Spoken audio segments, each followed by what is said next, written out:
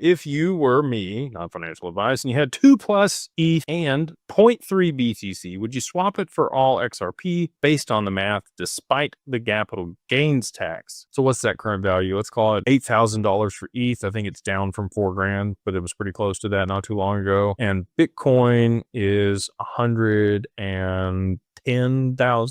So you're looking at like 33 grand there. You got 8 in ETH. So we're looking at about, call it 40 grand post trading fees invested in XRP. So that's going to pull you about 13,000 XRP at the current price. So let's just play it out. We're just going to play out the price appreciation on Bitcoin and ETH versus the XRP. So if you stay in Bitcoin and ETH, it's becoming very apparent that if we haven't topped in this cycle, we're pretty close for both of those assets. I think that you could see another 10 to 20% to the upside, and that's it. Not a whole lot left there. And that's not just me saying that. Well, let's play it out. Let's say it goes to 250 per Bitcoin.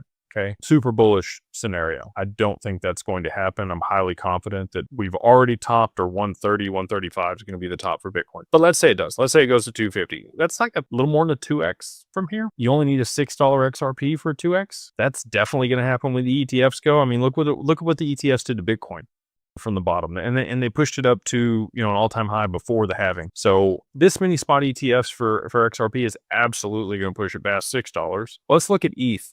Even if we play out the scenario that Tom Lee thinks is going to happen at $16,000 per ETH this cycle, which I again do not think is going to happen at all. That's still 4x there. So you've got 2x on 30 grand. So that puts you at 60, and a 4x on your 8 grand, which is another 24. So that's going to give you a total of, like, let's call it $84,000 if you cash out at the top of the mystical cycle of the gods that isn't going to happen. Now, if you roll all that to XRP, and I think it's very likely, like worst case scenario, we get to 10 or 13 bucks this cycle. Okay. That's not even me. That's the TA guys that are super conservative calling for that. So that's going to be a 3x from here. So 3x your money from today. You actually end up beating the returns on Bitcoin and ETH with the absolute worst case scenario for XRP. So if you are, here for gains, if you're here for ROI, I think that it absolutely makes sense. But to your point, you do have to think about the taxes associated with that exchange. So,